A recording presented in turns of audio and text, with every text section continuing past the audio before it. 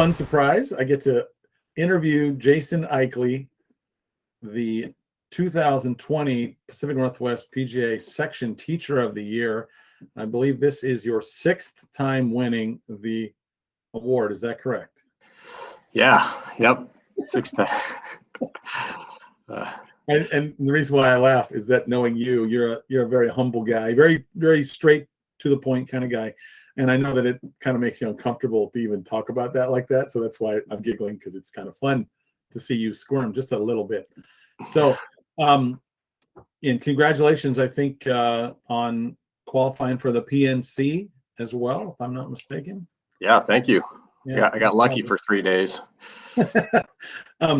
So, one of the things that I think makes you a very complete teacher is that you don't focus on just one particular area. When it's not just adults, not just private lessons.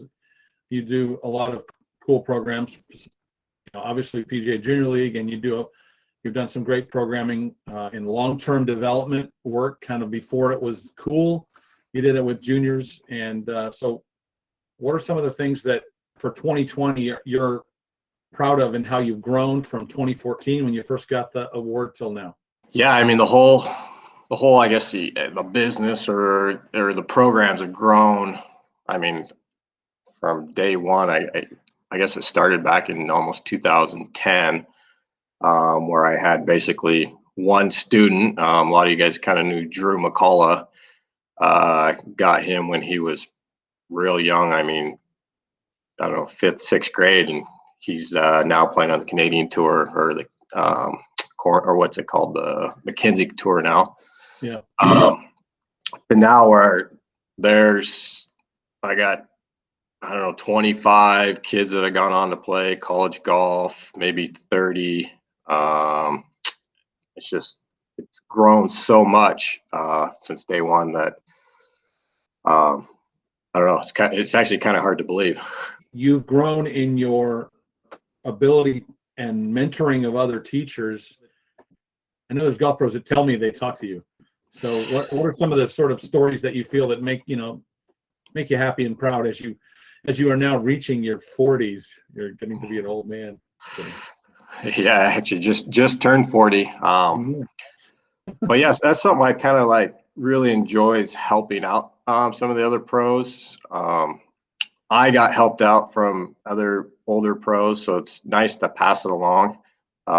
Just a particular story would be David Fern up in Spokane. Mm-hmm. He reached out to me probably about, I don't know, when he's kind of started teaching, maybe 5 years ago, where he wanted to shadow me for a day. And that was probably right in the middle of the season, where I was out there at least 10 hours or maybe more, and it's hot out. And I basically told him, yeah, you could stay as long as you want. I just won't have any time between lessons. I got him kind of packed in that day. And he said he wanted to stay the whole day. And I said, well, bring your lunch pail.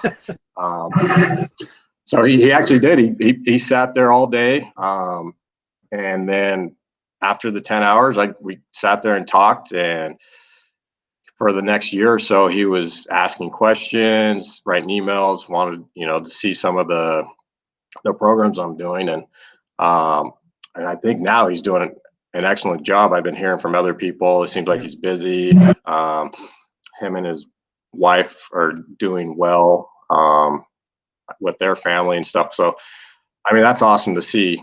Is there anybody that you would point to in terms of they were your mentors and they helped you? There's a couple people that I kind of learned from, but I was actually lucky and blessed to spend time on the PGA Tour with David Hearn, starting out caddying for him, and then, eventually getting to work with him, coach him and stuff like that.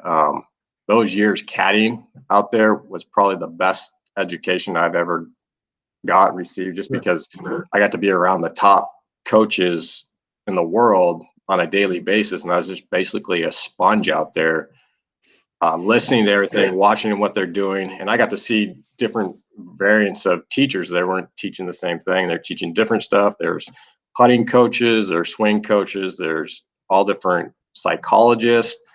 And David worked with all of them. He had a psychologist. He had a short game coach. He was working with Sean Foley. Sean Foley helped me out a little bit, sitting down, talking to him. And then I kind of really learned the golf stuff from Stan Utley. I used to caddy for him when I was at Meadow Springs when they had the Nike tour here. And he kind of took me under his wing and showed me a lot of stuff those years. And then I always reached back to him when I was in college. I got a couple lessons from him.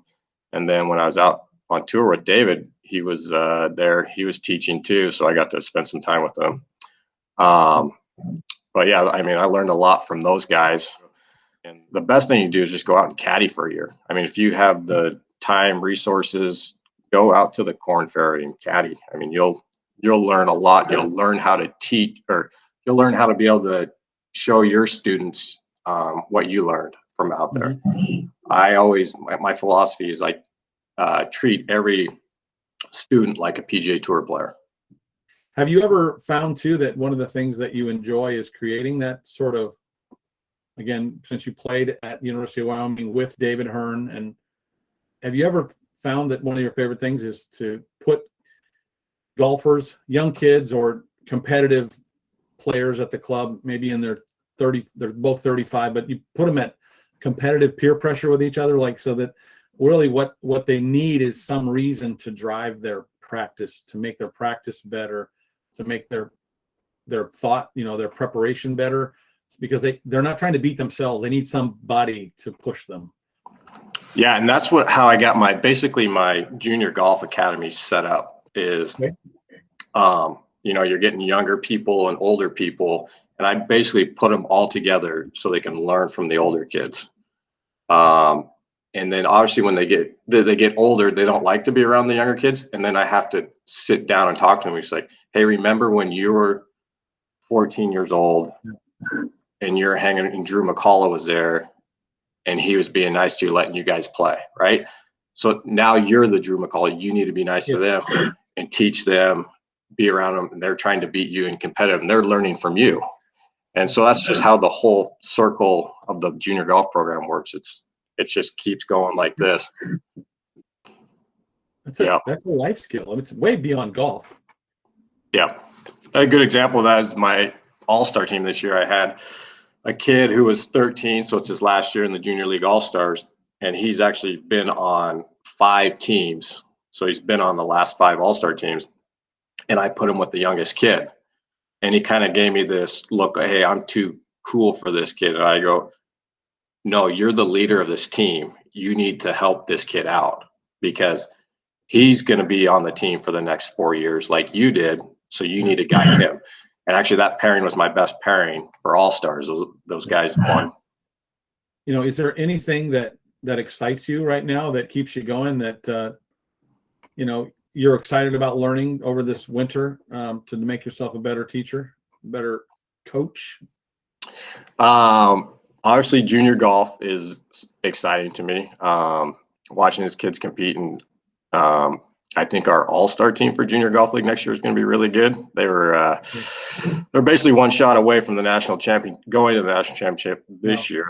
They lost to the Bend team, who I believe is going this year by one shot, and they're fairly young. I think we're only losing one person, so I'm excited for that next year. But yeah, just any new teaching, see what the next year's like, the new students that come, the new kids that are coming up, and then my current students that are in college, playing college golf, that text me on a regular basis. I'm excited to see how they do in their 4-year career there. I got a few freshmen this year that are playing college golf, and they're going through a learning process of trying to figure themselves out with life because they just left their parents first time ever. So I'm spending a lot of life coaching with them instead of golf coaching. Some are having trouble with, and I told them, I go, this is going to be your most challenging year you're going to have in a long time. So you turn from a teaching golf to teaching life, because I experienced that myself going to college, leaving my family. So that keeps exciting. I'd like to congratulate you once more on again receiving the 2020 PNW PGA Teacher of the Year Award.